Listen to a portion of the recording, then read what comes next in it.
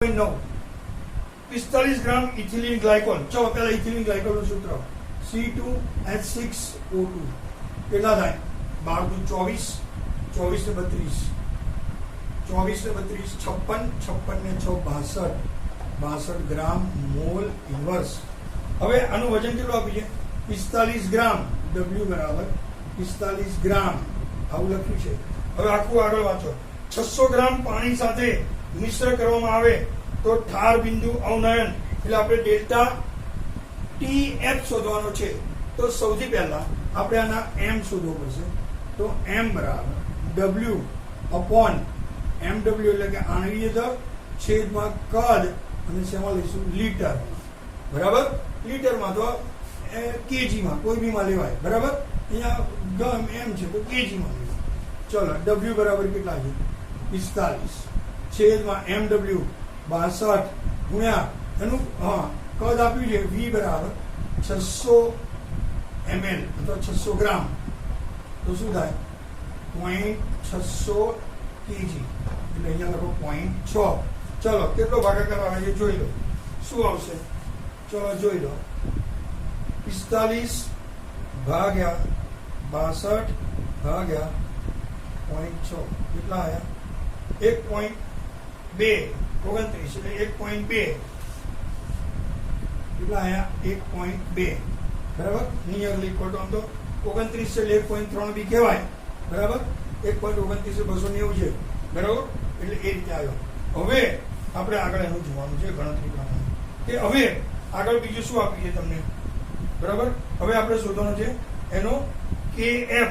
KF ની કિંમત આપણે આપેલી છે આમાં ચોપડીમાં 1.86. KF બરાબર કેટલા આપેલી? 1.86. તો આપણું સૂત્ર શું છે? ડેલ્ટા TF બરાબર KF ઇન્ટુ M. KF નું મૂલ્ય આપ્યું છે 1.86 ગુણ્યા 1.2. ચલો 1.86 ગુણ્યા 1.2 કરો. 1.86 ગુણ્યા 1.2 કેટલા થયા? 2.23. બરાબર? બરાબર? એટલે એમાં થશે બરાબર. અને 1.29 નો અહીંયા ધારો કે તો ચોપડીના જવાબમાં આપણા જવાબમાં થોડોક ફરક આવી શકે. બરાબર?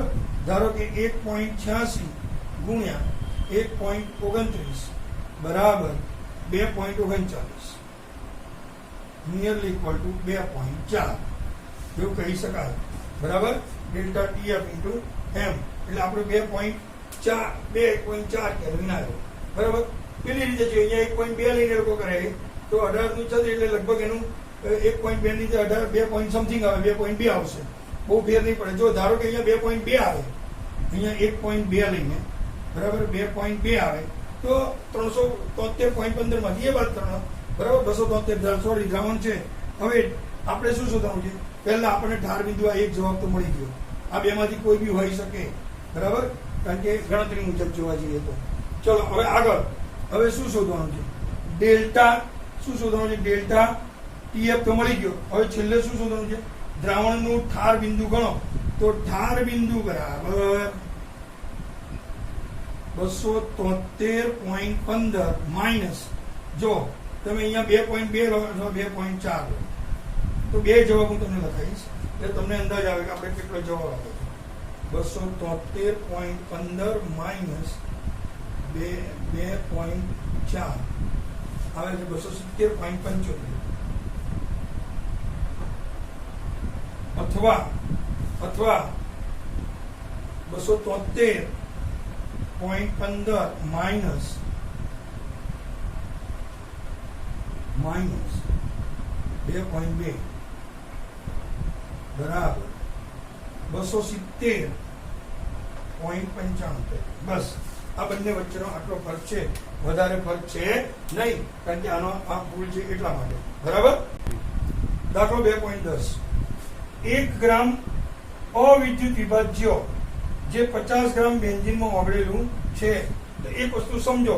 આપણા નિયમ પ્રમાણે 1 ગ્રામ વિદ્યુત અવિભાજ્ય એનો મતલબ શું થયો? દાખલા પર W1 અને W2 આને આપણે દ્રાવ્ય ગણીએ, આને દ્રાવક ગણીએ, આને દ્રાવ્ય ગણીએ તો અહીંયા 1 ગ્રામ થશે. કેટલા ગ્રામ થશે? ફરી લખ્યું છે અંદર 1 ગ્રામ અવિભાજ્ય અને 50 ગ્રામ બેન્ઝીન એટલે W1 કેટલો થયો? 50 ગ્રામ બેન્ઝીન માં ઓગાળેલ છે. ઠાર બિંદુ બેન્ઝીનનું ઠાર બિંદુમાં 0.40 નો ઘટાડો આપે છે, એટલે ડેલ્ટા TF બરાબર 0.40. ચલો આપે છે બેન્ઝીનનો ઠાર બિંદુ અચળાંક KF, એનું મૂલ્ય પણ આપણને આપ્યું છે.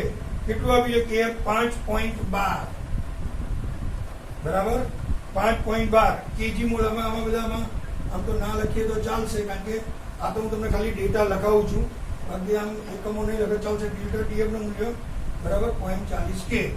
ચલો તો હવે આપણને એમ કહે છે, હવે જો કે આમ M2 ગણો બરાબર. તો આપણું ડેલ્ટા TF નું સૂત્ર શું થાય? પહેલા ડેલ્ટા TF નું સૂત્ર મૂકો. KF into 1000 into W2 upon M2 into W1. આવું સૂત્ર થાય. ચલો આમાં કિંમતો ફેરવી કાઢો. શું થશે? ચલો ડેલ્ટા TF 0.40, KF 5.12, 1000, W2 1 છેદમાં W1 50 into M2. ચલો આનો ગુણાકાર કરી નાખો. 5.12 ગુણ્યા 1000 ગુણ્યા 1 ભાગ્યા 50 કેટલા થયા? 102.4. 0.40 બરાબર 102.4 upon M2.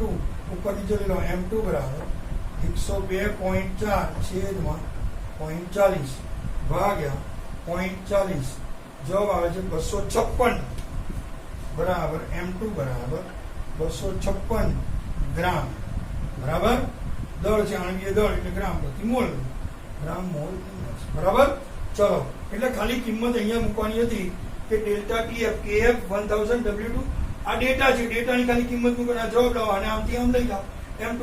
આમ તો તમને ચોપીને એવું આપ્યું છે કે આ M2 ને સૂત્ર એટલે M2 બરાબર KF into 1000 W2 upon delta TF into W1. આ સૂત્ર થયું. ફરી M2 બરાબર KF ગુણ્યા 1000 ગુણ્યા W2 છેદમાં ડેલ્ટા TF અને W1. બસ આટલું જ આપ્યું, એ સિવાય બીજું કશું હતું નહીં. એટલે ડેટામાં કિંમત મૂકી અને જવાબ લઈ દીધો બરાબર. ચલો 200 ગ્રામ પ્રોટીનનું 200 cm3 જલીય દ્રાવણ 1.26 ગ્રામ પ્રોટીન ધરાવે છે. ટૂંકમાં અભિસરણ દબાણ આપ્યું છે, એટલે અભિસરણ દબાણ માટેનું આપણે સૂત્ર કયું આવશે? બરાબર અભિસરણ દબાણ. આપણે અભિસરણ દબાણનું આપણે સૂત્ર તારવ્યું હતું. શું તારવ્યું હતું? પાઈ બરાબર W2RT upon M2 into V. આવું સૂત્ર તારવ્યું. હવે આ સૂત્રમાં આપણે જુદા જુદા ડેટા જે આપ્યા છે એ પ્રમાણે આપણે લખવાનું છે. હવે આમાં પાઈ બરાબર અભિસરણ દબાણ આપ્યું છે 2.57 ગુણ્યા 10⁻³ તો પહેલા જે આપ્યો ડેટા લખો. પાઈ બરાબર 2.57 ગુણ્યા 10⁻³. ચલો એના પછી બીજું છે, તમને શું આપ્યું છે? બસ પ્રોટીનનું 200 cm3 જલીય દ્રાવણ છે, એટલે એનું V બરાબર આપ્યું છે 200 cm3 એવું આપેલું જ છે બરાબર. ચલો એના પછી 200 cm3 છે બરાબર. હવે એમાં આપણે ફેરવી લઈશું પછી. ચલો પછી બીજું શું આપ્યું છે? 300 કેલ્વિન તાપમાન, એટલે T બરાબર 300 કેલ્વિન એ પણ આપેલું છે. ચલો 300 કેલ્વિન તાપમાન આપ્યું છે બરાબર. અને જલીય દ્રાવણનું વજન આપ્યું છે 1.26. કેટલું આપ્યું છે? 1.26 બરાબર ને. 1.26 જલીય દ્રાવણ પ્રોટીન ધરાવે છે 1.26 ગ્રામ બરાબર. હવે એટલે W2 બરાબર 1.26 ગ્રામ આપેલું છે. અને હવે એવું કે છે બરાબર. હવે R કેટલું લેવાનું? કારણ કે આમાં R છે તો R બરાબર કેટલા લઈશું? વાયુ અચળાંક R છે 0.082 અથવા 0.083 લઈ લો. 0.083 લઈ લો. ચલો હવે T આ 0.200 છે એટલે એને લીટરમાં ફેરવો, એટલે 200 ભાગ્યા 1000 આ ગયા 0.2. કેટલા લીટર આવ્યો? આ કદ ઘનતા કદ હતું ઘનનું, એટલે આપણે 0.2 હતું એટલે આપણે એને શેમાં ફેરવી કાઢ્યું? લીટરમાં. શેમાં ફેરવી કાઢ્યું? લીટર. હવે જો આ લીટર છે તો આનો એકમ 82 ની જગ્યાએ કેટલો લેવાનો? 83 L લીટર. હવે આમાં કિંમત મૂકો. પાઈ બરાબર 2.57. ફરી એવું હતું આને સૂત્ર કરતા બનાવજો. ચલો M2 આ સૂત્રમાં W2RT upon પાઈ V. ચલો W2 કિંમત મૂકો 1.26 ગુણ્યા 0.083 ગુણ્યા T બરાબર 300 કેલ્વિન અપોન પાઈ 2.57 ગુણ્યા 10⁻³ ગુણ્યા બરાબર ચલો V બરાબર 0.2 આ બધાનો ભાગાકાર કેટલો આવે એ જોઈ લો કરી નાખો 1.26 ગુણ્યા 0.083 ગુણ્યા 300 ભાગ્યા 2.57